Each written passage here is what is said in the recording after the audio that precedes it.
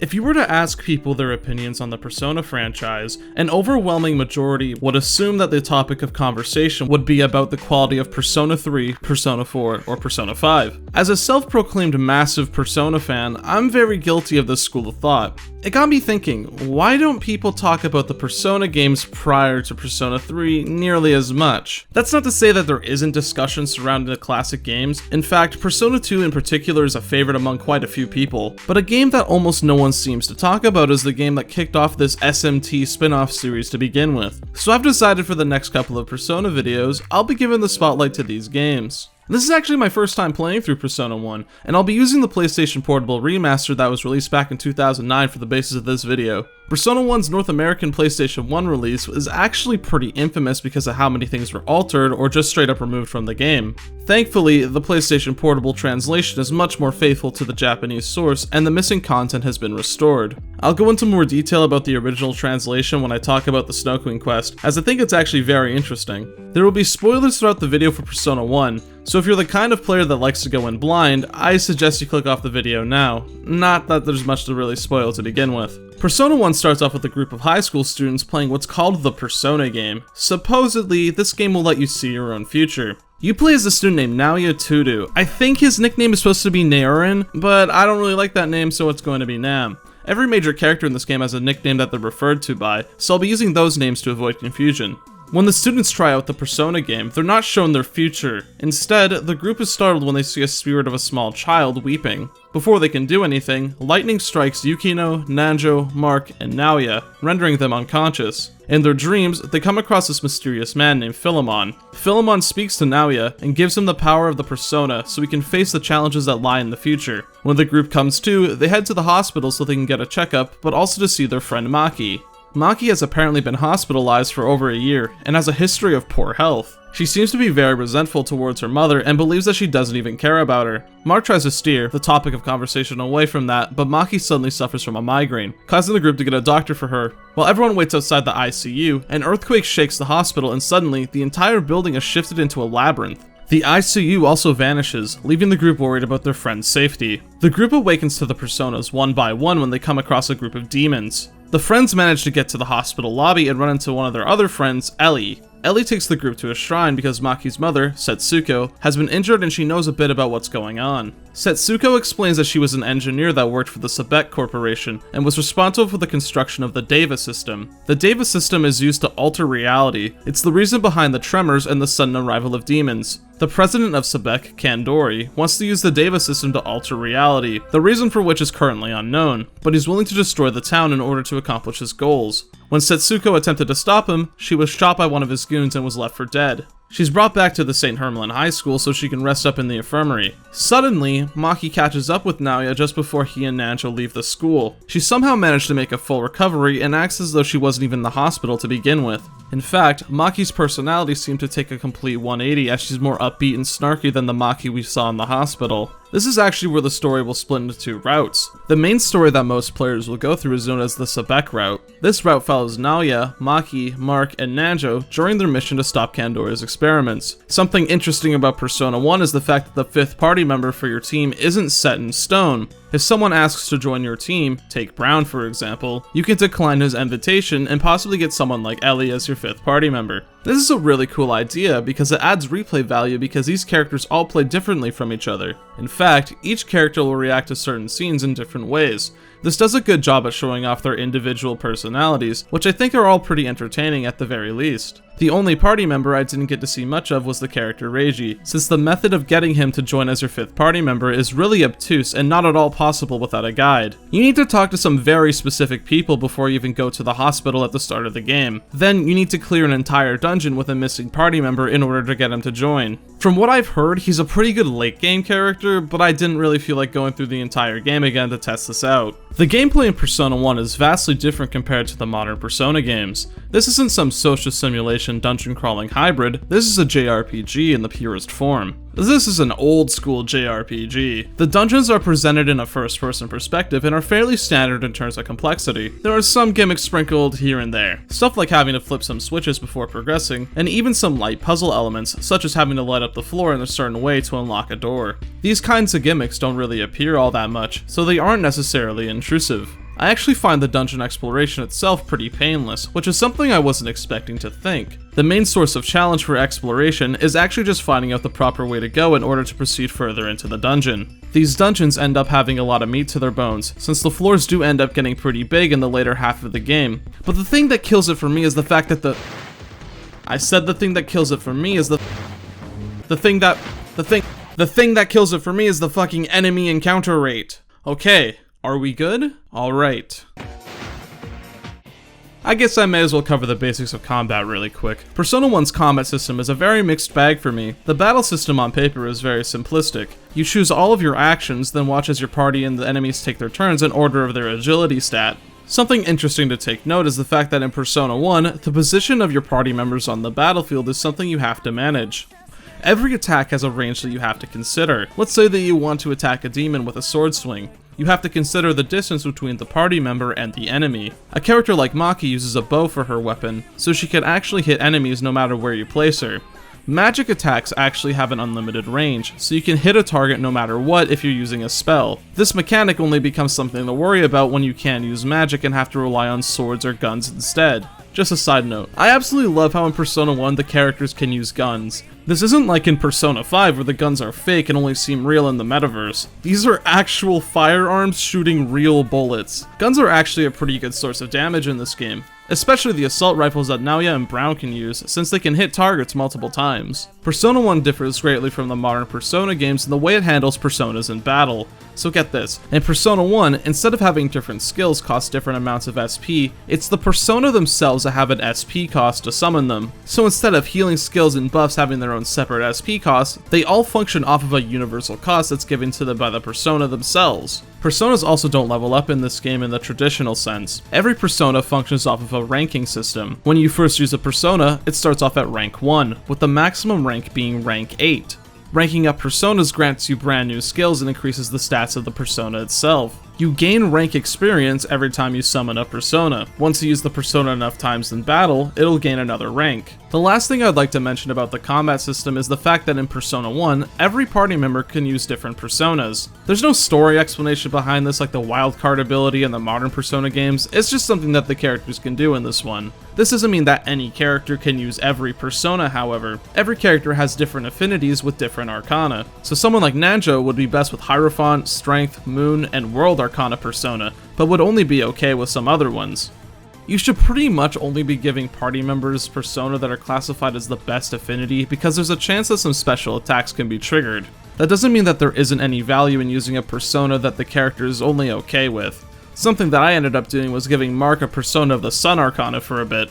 Since the persona stats combined with the character stats, this ended up raising Mark's agility stat to the point where he could wipe out the enemies in a single spell. I think that this is a really cool idea because you can customize any party member to have them in almost any role that you want them to be in. The limitations in place keep the characters from blending into one another from a gameplay perspective, because I know someone like Yukino is really bad with the Hanged Man persona, but I know Brown is great with that Arcana, so I'll give that persona to him instead. Persona 1 features a very interesting take on the standard turn-based combat, but there's a lot of problems with the execution of its gameplay that brings down the whole experience. I'll run down the list really quick. To fuse new personas in Persona 1, you'll need what are called spell cards. By combining spell cards together, you're able to create a new persona that you can give to a party member. Spell cards are essentially the essence of demons that you fight throughout the game. By negotiating with the demons you encounter, you're able to convince them to give you their spell card if you manage to make them eager. Every demon has a personality type that you can see before you negotiate with them. As the game goes on, these personalities become much more complex by combining types together. Early game demons may only be wise or joyful, but late game demons can have a combination of up to 4 personality types. What you're supposed to do is pick one party member to contact the demon on the battlefield. Then you use one of the 4 actions listed for that member to hopefully increase the meter in the way you want it to be. What you should be aiming for is to make the demon eager, but if you make the demon happy, it'll give you an item, money, or experience. Making a demon scared will cause it to run away, and making a demon angry, well, makes it pissed off. The problem I have with the negotiation system is the fact that there are far too many different types of contact methods, and how much RNG is involved. Every party member has 4 contact methods. Since there are usually 5 party members at any given time, that gives you a total of 20 different options to pick from. Even though some options are shared between party members, there's a chance that the demon will respond differently if you pick one character over another. So it's really just left up to guesswork to see what may or may not work, but that's not even the worst part about it. There's a chance that when you pick an action that's supposed to make a demon eager, it'll instead increase the meter for one of the other reactions. I have zero idea why this happens, but when I realized it, the entire experience became much more frustrating. Suddenly, whenever a demon became angry when I tried to contact it, I had no idea if it was because I was picking the wrong choice or if it was because of the game's RNG. This seems to be an intentional design choice to make negotiations not follow the same pattern, but this left me more confused than engaged. I ended up cracking in the later half of the game and I broke out a guide to help me with negotiation. Even with a guide, it was annoying when the seemingly correct choices just didn't work and the game decided to make the demons angry instead of eager. This is also assuming that you're even the proper level to begin with. The average level of the party will determine what demons you're able to get spell cards from. This means that if one character is level 27, but the other characters are in their 20s, the average party level will be around 21, so you'll only be able to recruit demons that are level 21 or lower. That doesn't sound so bad on paper, but the problem with Persona 1 is that demons will almost always be a much higher level than your party if you don't grind, but I'm convinced that the level of the demon does not reflect the stats that they might have. Another issue I have with Persona 1 is the general game balancing. Despite the fact that demons are classified as a higher level, most encounters offer little to no challenge. Your party can deal so much damage with just basic attack all spells that the enemies might not even get a single hit in. Fighting enemies becomes a chore once you get to the point where you're blasting them all away in a single attack. What usually ended up happening for me was I'd choose the skills I'd want my party to use, then in every battle following the first one in the dungeon, I would just hit the replay button and have my party cycle through those attacks again. Just make sure you have someone casting healing magic every turn and there's almost no way you can lose the fight. This actually ended up working in most boss battles as well. The only time I ever had to adjust my strategies was in the final boss because of its gimmick of switching elemental affinities, or when I had to use guns because the enemy blocked magic, but the overwhelming majority of battles were pretty brain dead. There's a spell that supposedly lowers the encounter rate called Estoma, but I swear it's useless in this game. Estoma only works to ward off weaker demons, but as I said, the demons are usually a really high level in comparison to you, so Estoma is out of the question unless you grind enough levels. Estoma can be very useful when revisiting older locations, but you rarely need to do that in order to proceed. So if you want Estoma to work on the current dungeon you're in, you'll have to grind enough battles to get the party average level above the enemies you fight. At that point, you may as well just fight battles while you progress through the dungeon because of how long it would take. Thankfully, battles aren't difficult per se because of how fast you can wipe the demons out, but it can get really annoying when you're exploring a particularly big dungeon. The last thing I'd like to mention is the experience scaling really quick. Persona 1 has a very strange way of dealing out experience points to the party members. The amount each party member earns per battle is decided on what actions are performed in the battle. If you have a single character wipe out the entire enemy team in a single blow, the party member who performs said action will rake in a lot of experience points in comparison to the other characters. This could potentially lead one character being much further ahead than the rest of the team in terms of power. I'm not a fan of this idea because character actions in battle is based on the agility stat, so there's a chance that the enemies will be defeated before everyone is able to make a turn in combat. The solution to this problem is to only have some party members act while the others sit around and defend. So if you want everyone to be a consistent level, you'll need to bench out the characters that are too powerful so everyone else can play catch up. Doesn't this defeat the purpose of grinding if I can't use my powerful party members?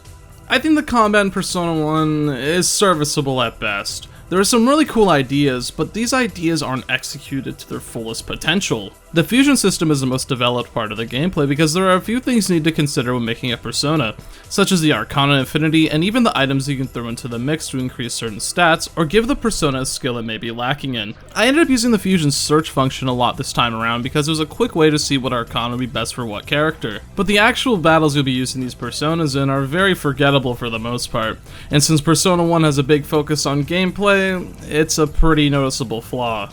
The biggest strength of the Persona series has always been its characters and the stories involving them. Missed Potential comes to mind when I think of this story, but to explain my reasoning, I'll have to give a synopsis to get everyone up to speed. Naoya, Maki, Mark, Nanjo, and another party member of your choice end up cornering Kandori in his office at Sebec. Kandori reveals that he has a persona of his own and uses the power of Nyarlathotep to knock the group down and escape. After Zing with Kandori's goons, the group is able to once again corner him outside of the Deva system. Suddenly, a small girl in black appears before the group and refers to Kandori as her father. This small girl is named Aki, and she has access to her own otherworldly powers. She uses those powers to send the group and Kandori into a parallel world. The group wakes up inside of their school and find out that they're in another reality when they come across one of their fellow classmates named Yosuke. It turns out a few months prior to the game beginning, Yosuke and his girlfriend Chisato were used as test subjects for the Deva system and ended up in this alternate reality. He also says that Aki kidnapped Chisato and has no idea where she's being kept. It's also revealed here that the Maki traveling with the party is from this reality too. So this means that the Maki inside the ICU is still missing. This alternate reality is what the Deva system is linked with. Kandori is trying to use this reality in some way to accomplish his goals, but I want to talk about Kandori for a second. He is the primary antagonist of this game. The problem I have with Kandori is that as a villain and as a character, he's a very simplistic and underdeveloped one. His goal is to use the Deva system to create a reality where he can become a god and have absolute power, but we know nothing about Kandori's motivations. His character is also shockingly underutilized in the story. Other than the trait of being the villain, I know next to nothing about Kandori or why he makes the choices that he does. I actually think that Aki is a better antagonist. She's a reoccurring character that the group has to fight, and later on in the plot, there's a revelation that's learned about her in this world that makes it much more interesting. But I'll save that for later. Most of this plot can be boiled down to the group trying to find a way to stop Kandori on their journey towards his castle. There's a point where the group is trapped in the black market by someone named the Harem Queen. The Harem Queen apparently rules over the black market and uses the power of a magic mirror to grant her wishes. When the group manages to find the Harem Queen, they're surprised to find that their opponent is actually Yosuke's girlfriend Chisato. Aki apparently gave Chisato the magic mirror after kidnapping her, and whenever she uses the mirror, more moles grow on her face. Chisato says that she hates Maki, and the only reason why she decided to date Yosuke was because she knew that Maki had a crush on him. Chisato was always jealous of Maki because she felt as though she pales in comparison to her for the most part. Chisato's beauty was a source of pride for herself because she believes that's the only thing that gives her worth. So she sacrifices her own beauty to terrorize people into worshipping her. After Naoya and Maki defeat Chisato, we learn this information. She admits that she did become attached to Yosuke, even though her original intentions were to harm. When Yosuke manages to find Chisato, the two are able to reconnect. Chisato is ashamed of her actions and believes that she doesn't deserve Yosuke. Chisato is able to muster up the courage to show Yosuke her ugly side, and accept her punishment of having that side of herself permanently exposed. Yosuke is able to accept Chisato's flaws because, in his own words, he isn't perfect either. Everyone is flawed, they get angry, they get jealous, but that doesn't mean they're terrible people and are unable to change. These are the kind of stories I want more of in this game. Sure, I think that this scene's a bit rushed and it wraps up a little too cleanly, but you can see glimpses of what Atlus was going for. There's an idea here that just needed more time in the oven. There just needs to be a bit more refinement, then this small character story could have been really good. Sadly, Chisato is one of the only developed characters in Persona 1. I said earlier that the party members had distinctive personalities, but that doesn't translate into being well-developed characters. Let's take Mark for example, because he's a very prominent character throughout the story and a mandatory party member. We get to see examples of his personality. He's a bit of a joker, cares deeply for Maki, and gets into bouts and arguments with Nanjo a lot. But over the course of the story, his output on life or his opinions on the current situation never changes or is even explored for that matter. Nanjo actually does change a little throughout the story. He believes that the best decisions to make are usually to benefit oneself or for the greater good. He suggests that innocent people die on different occasions in order to save themselves or to end the problem swiftly. I guess it's because of the time he spent with the party, he begins to mellow out a bit. Nanjo always called Mark by his real name, Masao Inaba, but in the end of the game, he refers to him as Mark for the first time, finally getting over their petty arguments, and the two start to become friends. This suffers a lot from the show don't tell rule. I wish we got to see how Nanjo changes throughout the story and get more insight as to why he's a bit of an ass to begin with. Show us Nanjo gaining a new perspective and how it changed his outlook. The most developed character in the game as a whole has to be Maki, because there's a clear focus on her and a lot of the plot revolves around her. As I said earlier, the Maki that's in our party isn't the same Maki that we met in the real world, but a Maki from an alternate dimension. This alternate world is actually very interesting because it's revealed to be a reality created from the real Maki's mind near the end of the game. Apparently, Maki's mind somehow came in contact with the Deva system, and her inner desire for a better world for herself caused the system to create that dimension. This is the reason as to why Maki has been hospitalized. When she was linked with the Deva system, her mind was fractured in the process. This caused the creation of the Maki in our party, who's supposed to represent the ideal version of the real Maki. She's healthy, upbeat, and confident in herself. The other creations of this experiment are Mai, a girl in the white dress that we saw at the start of the game, Aki, and the personification of Maki's nihilism, Pandora. Aki represents the negative qualities of Maki and is a temptress for chaos, and she gets people to indulge in their negative qualities. Aki takes a liking to Kandori because of his desire for destruction and rule. We saw an example of this earlier when Aki enables Chisato's negative qualities by giving her the magic mirror and a place to rule over. Mai doesn't really have that big of a role in the game's story. She does appear near the beginning, but doesn't make another appearance until the group needs to get a compact from her in order to enter Kandori's castle. Mai is the opposite of Aki and represents Maki's more innocent and caring side. Since we're talking about Mai, I want to bring up something really quick. Persona 1 features 2 endings for each quest in the game. In the Sebec route, the ending you're going to get is decided during the scene where you try to convince Mai to give you her compact. If you answer her questions wrong, that's it, you're locked into the bad ending. There's no way to know this on your first playthrough because the game doesn't end right away. The game will end abruptly right after the Kandori boss fight and when Maki has a crisis. These events take place after a few hours of gameplay, so a first-time player wouldn't know they made the wrong choice until it's too late. That's a load of shit. Thankfully, I knew before going into this game about this trap, and I made damn sure to pick the correct options. When you're on track for the good ending, when the ideal Maki finds out that her world was created from herself, she begins to feel immense guilt. Maki blames herself for the actions caused by Aki and for causing everyone so much trouble. Aki reveals that her ideal world spawned from a place of jealousy. She hated the fact that while everyone else was out living their lives, making friends, and having fun, she was unable to be a part of that due to her illnesses. She imagined an ideal world where everything was better for herself and wished that the real world would disappear forever. The ideal Maki flees into the lost forest so she can attempt to hide away her sorrow. While that was happening, Aki broke the metaphorical seal that was keeping Pandora at bay. Pandora swallowed up Aki, and Pandora plans to destroy Maki's ideal world. If that were to happen, the real Maki would die. The group eventually finds the ideal Maki and try to help her realize that none of the events were her own fault and that Kandori's experiments are to blame. Maki still tries to deny it, but Nanjo helps her realize that she isn't alone in the world and that her friends would be deeply hurt if she were to disappear from their lives. Maki rejoins the group after these events, but before they can go stop Pandora, they need to get the final compact from Maki's consciousness. Only Naoya and Maki are able to enter the Sea of Souls because Maki's soul was calling out to only those two. When the two find the real Maki, the ideal Maki scolds her for wallowing in her own sorrow rather than taking charge and changing herself for the better. She cites Naoya, Mark, Nanjo, and in my case Ellie, as a source for her changing herself and learning. Ideal Maki wants her real self to follow in the footsteps of her friends so they can all grow and change together.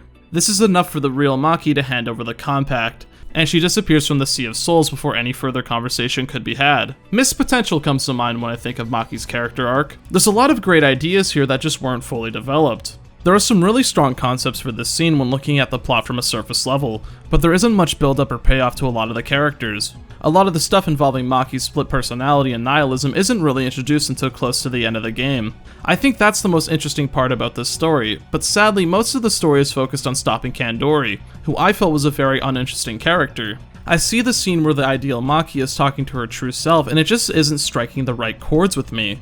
The idea is certainly there, the intention is good, but it's the execution that leaves a lot to be desired. And sadly, this applies to a lot of Persona 1's plot. I don't think that the plot is bad, but it feels like we're just hitting bullet points rather than seeing anything naturally develop. With all the compacts in hand, the group heads off to the Avidya world so they can take down Pandora. The Pandora boss fight isn't too difficult. She has a second form where she hatches from her previous skin and becomes a butterfly. The color of her hair dictates what skills work against her. When it's blue, she's weak against magic. When it's pink, she's weak against physical attacks and guns, but absorbs magic. The only real annoying thing about this fight is the fact that Pandora can switch her hair color at any moment during the fight. This includes in the middle of your turn. So if you load up on magic skills and she changes her hair to pink, then you'll end up doing nothing but healing her instead. After the defeat of Pandora, everyone begins to fade away from Maki's ideal world except for Maki herself. She isn't the real Maki, but just an aspect of her, so she needs to stay behind. Before Naoya leaves, however, she gives him a kiss on the cheek and admits her love for him. The months go by and the real Maki is able to leave the hospital and rejoins her friends for graduation. When the game ends, we get to see what happened to every character in their future. Just a small thing I like is the epilogue for the protagonist. As for his fate, that's for you to decide. Normally, this is where I'd give my final thoughts, but because I'm playing the PlayStation Portable version of Persona 1, I have access to what was originally a Japanese exclusive alternate story. But before I dive right into that, I need to give a brief history of Persona 1's North American version. Back in September of 1996, Megami and Bunroku Persona was released for the PlayStation 1, and only 2 months later in November of the same year, the game was translated and released in North America with the name Revelations Persona. This version of the game had a lot of alterations made to it in an attempt to increase its broad appeal. All references to Japan and Japanese culture were either altered or outright removed. Almost all of the demons and Persona names were altered along with the magic in the game. The most infamous part has to be the altered character designs. The characters' names were changed along with their races to be more American. Nanjo became Nate, Reiji became Chris, Brown became Brad, and so on. But the most well-known change has to be with the character Mark. Mark's name is Masao Inaba, but he's usually referred to by his nickname. Revelations decided to keep the name Mark, but his character design was altered in very unsubtle ways. I mean, just look at him! They completely changed his hat. Mark gets a lot of flack for his redesign, but I actually think that Naoya has it worse. I just hate what they did to his face and hair. Dark purple is just way cooler than bright red IMO. I could go on all day about what's changed in this version of the game, but I want to focus on the Snow Queen quest. It's somewhat common knowledge at this point that the Snow Queen quest was cut out of Revelations Persona, the reason for which is actually still unknown to this very day. A theory that I and others believe was that the translation was rushed so the game could be released during the holiday season. The North American version was released only 2 months after the Japanese release, with the release month being November, so that alone says something. I believe that there was an honest attempt at translating the Snow Queen quest, however, since one of the FMV cutscenes featured in the Snow Queen quest has an English voice acting. And while the quest was dummied out, you can still access it thanks to cheating devices, but the text is unreadable. Whatever the reason behind the exclusion of the Snow Queen quest is, it doesn't really matter in today's day and age where the PlayStation Portable version of the game has all this content available for us English players. So let's give it a look to see if we were missing out on anything good. To access the Snow Queen quest, you need to do a few prerequisites once you get back to the school after the hospital dungeon. By walking around the school and gathering information, you can learn about something called the Snow Queen play. Apparently this play has been a tradition of St. Hermelin High for many years. The actress who would play this Snow Queen during the play would have to wear a mask during their performance. This mask is believed to be cursed because the students who wore the mask during the play all died of unnatural causes, all except one, Naoya's homeroom teacher, Ms. Saiko. Once you hear about the curse of the Snow Queen, you can find the mask inside the school storage room to start the quest. Miss Saiko tells Yuki, Naoya, and Ayase about the Snow Queen play after she sees the mask in Naoya's possession. Miss Saiko takes the mask from Naoya, believing that the curse was just an urban legend because nothing happened to her the last time she wore the mask. When she puts it on, that's when everything hits the fan. Saiko becomes possessed by a greater power and freezes the school with ice magic. When the trio comes to, they find themselves in the courtyard with the possessed Saiko. The mask itself begins to speak and it introduces itself as the Snow Queen, and she seems to have a deep hatred towards Saiko. The Snow Queen plans to use Saiko as a sacrifice to bring forth the eternal night, which will cause the world to freeze over. The only way to stop the Snow Queen is to find a way to remove the mask from Saiko before the eternal night.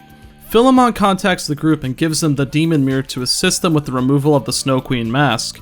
The Demon Mirror was shattered by the Snow Queen mask, so no one could use its power to separate the mask from the wearer. So it's up to Naoya, Yukino, Ayase, and 2 party members of your choice to gather the mirror shards required to be effective against the Snow Queen mask. It's important to know that the only party members you can choose from in this quest is Ellie, Brown, and Nanjo. Maki, Mark, and Reiji are exclusive characters to the Sebec quest, while Yukino is an exclusive character to the Snow Queen quest. Something interesting about the Snow Queen quest is that the ending you get is purely dependent on how many mirror shards you acquire. You need at least 8 mirror shards in the Demon Mirror to fight the Snow Queen and get the good ending. You get the bad ending by not having enough shards by the time you challenge the Snow Queen. You get these shards by exploring the 3 major dungeons and doing certain things in said dungeons. It's nothing too cryptic because by the end of my playthrough I had 11 of the 12 mirror shards. As long as you're thorough with exploration, you'll be perfectly fine. A really cool part about the Snow Queen quest is the non-linear nature of it. You have to complete all 3 towers before you can fight the Snow Queen, but you can tackle these towers in any order you want. The intended order is the Hypnos Tower, Nemesis Tower, and the Thanatos Tower, the latter being the most difficult, while the Hypnos Tower is the easiest. There is a benefit to completing the towers out of the intended order. You get these key items called Ambrosias, which are required to get the ultimate persona of any character. You get 2 Ambrosias from playing the game in the intended order, but to get everyone's ultimate persona, you'll need to start with the most difficult tower. The Snow Queen quest is generally considered to be harder than the regular game. I do agree with that statement. 2 of the 3 towers make you race against the clock. You have a limited amount of time to find the mirror shards and defeat the boss at the top of the tower. The main source of challenge comes from the inability to save while you're inside the dungeon. Once you enter the dungeon, you'll be locked inside until you either finish it or die trying. On a select floor of each dungeon, you'll find a healing station, velvet room, and shops to help you with your journey. Despite the time limit seeming a bit intimidating at first, you have more than enough time to complete the dungeon while grinding in the process. It's the lack of saving that you should be worried about, because in Persona 1, you get sent right back to the title screen upon a complete party wipe. I agree that the Snow Queen quest is more difficult on paper, but I still think it's a rather comfortable experience. Just like in the Sebec quest, I managed to get away with just using auto commands to repeat spells for every battle because a lot of the enemy formations allow you to get away with that. In case you're feeling a little underprepared for the dungeons, there's a dedicated grinding dungeon called Devil's Peak that you can visit. Devil's Peak unlocks more floors after you complete one of the towers, so if you need to get a spell card from a demon that you were too low level to negotiate with at the time, you can find them inside of Devil's Peak. I really like that it is a unified hub of demons to battle because it minimizes backtracking if you're looking to get a spell card or if you need to grind. The Nemesis Tower actually ended up being the easiest one for me because of its gimmick. This dungeon doesn't have a time limit unlike the other two, but the difficulty of the boss at the end is determined how long it takes for you to get to her. This information isn't told to the player right away, but it's only learned after you find one of the mirror shards inside of a chest. I actually had no idea that this was the gimmick of the dungeon because I accidentally found the boss room very early on without knowing I wasn't supposed to go there yet. This made the boss a complete joke, and I decimated her in just a few turns. On the opposite end of the spectrum, I fucking hate the Thanatos Tower. This one not only has the 3-hour time limit to worry about, but the secondary gimmick is the most annoying thing in the entire game. If a party member dies in combat in the Thanatos Tower, they lose access to their persona. Not permanently, mind you, because you can get the persona back by going to the 2nd floor and entering Tartarus. Inside Tartarus, there's a room where you can retrieve anyone's persona. Here's why I find this really annoying. This is the only place in the dungeon where you're able to get your persona back. This tower has 7 floors, and the entrance to Tartarus is on the 2nd floor. So if one of your party members bites the dust on floor 6, you'll have to go all the way down just to grab their persona again. It's very important that your party member has their persona because if they don't, they take a fuckload of damage. Over 1,000 points of damage in some cases, so they become practically useless at that point. It's especially awful if you lose one of your healers too. It's more tedious than difficult. The story of the Snow Queen quest is about as simple as the one from the main game, but I actually find the plot here to be better executed overall. Every tower is ruled over by one of the Snow Queen's previous victims. The Hypnos Tower is guarded by Kumi Hirose, a student who was under a lot of stress because her parents expected high test scores, as well as the expectations that the drama club had on her. Kumi was given the role of the Snow Queen in the play, and the mask manipulated her into committing suicide. In exchange, she'd be granted the dream world that she desired. Kumi used the power of her guardian Hypnos to put students and teachers of St. Hermelin High to sleep so that they can live out their own dream worlds where there's no conflict or hardship. Kumi believed that she was using her power for good, but after the group manages to defeat Hypnos, she's able to accept that what she was doing was wrong. Kumi realized that she only escaped into the world of dreams so that she wouldn't have to face any hardships of life or the troubles of facing her own problems. She's able to pass on in peace thanks to the group. I actually did enjoy this story because the entire dungeon is based off of her current ideals. We get to see the dreams of the people that were trapped inside the tower and get a bit more insight into their characters. Sure, Kumi's revelation is a bit rushed, but the idea is really good. I like villains that believe that what they're doing is right before ultimately realizing that their intended good actions are from a place of selfishness. Not every villain is this interesting, however. I think that the ruler of the Nemesis Tower, Michiko Matsudera, is very boring in comparison to the rest.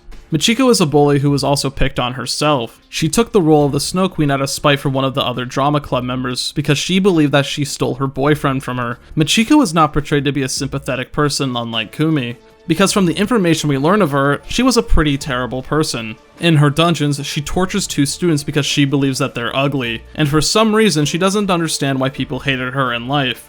Michiko doesn't learn any lesson, or even humility, and vows to get revenge on the party. This comes off as a Kandori situation, being evil for the sake of having a villain. But there could have been a lot more done with Michiko to make her way more sympathetic, or at the very least have her learn the errors of her ways. This is one of the few stories in the game that I think is legitimately bad.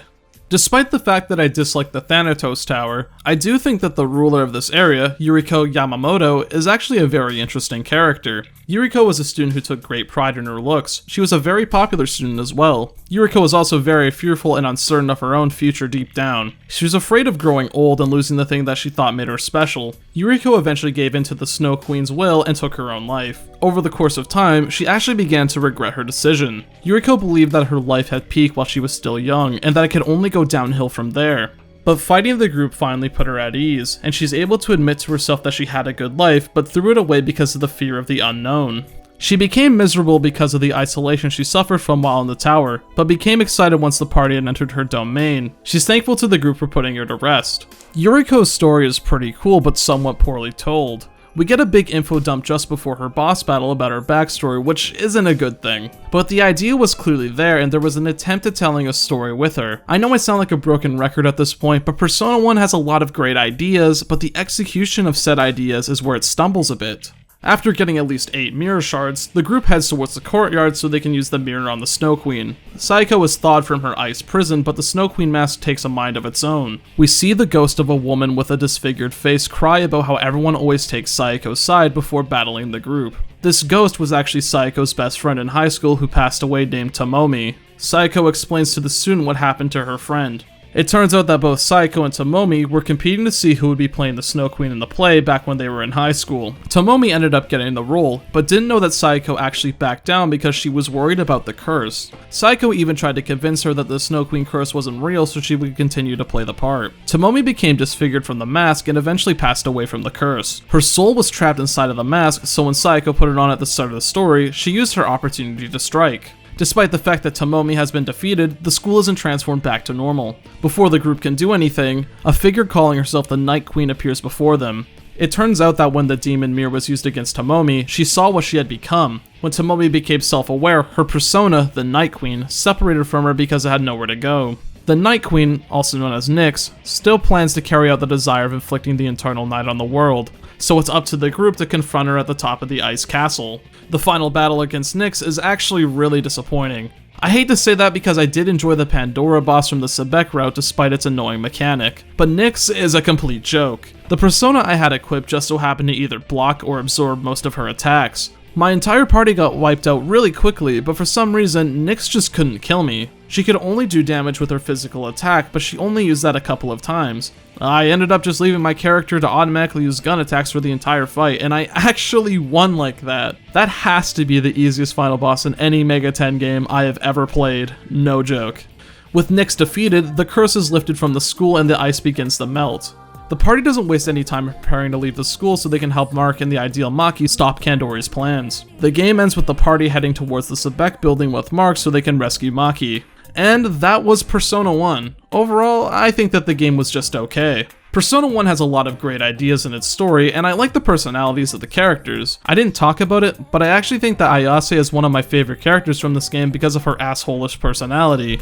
The story itself is pretty interesting, and when looking at it from a bullet point perspective, it seems very strong. I just don't think it's developed well enough to have the impact that Atlus was going for. I know I was very critical throughout this video, but that's because there's so much potential with the story Persona 1 is trying to convey. If there were any games in the Megami Tensei franchise I would want to see remade from the ground up, Persona 1 would be at the top of that list. There are some great ideas and concepts throughout the game, but the execution of its story and gameplay leaves a lot to be desired. Don't get me wrong, I don't regret the time I spent playing Persona 1. I thought it was really cool to see how my favorite Mega 10 subseries got its start, but I can't exactly fully recommend this one to players without telling them to go in with a very specific mindset. Persona 1 is not a bad game, just a very flawed one, but you can tell that there was heart put into this title. In some areas, you can really see that spark that really made the Persona franchise what it is today. But this is one of those games where I most likely won't pick it up again for a very, very long time.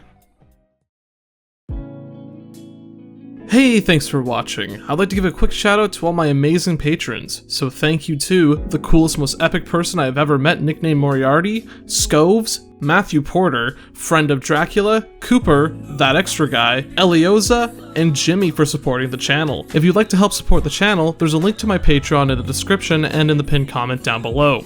I want to take a small break from the Persona series really quick. I love making these videos, but it gets a little tiring only having one franchise you're able to talk about. So the next video will be on another series that I'm also a pretty big fan of. The Persona 2 video will come out after that one, however, but there will be a small wait since I'm still deciding whether or not to make the Persona 2 video 2 parts or not. I haven't played Eternal Punishment at the time of this recording, so it really depends on how different the two games are from each other. The current goal is to have a duology covered in one video, but if things change, I'll be sure to let everyone know on my Twitter. So thank you so much again for watching, and take care.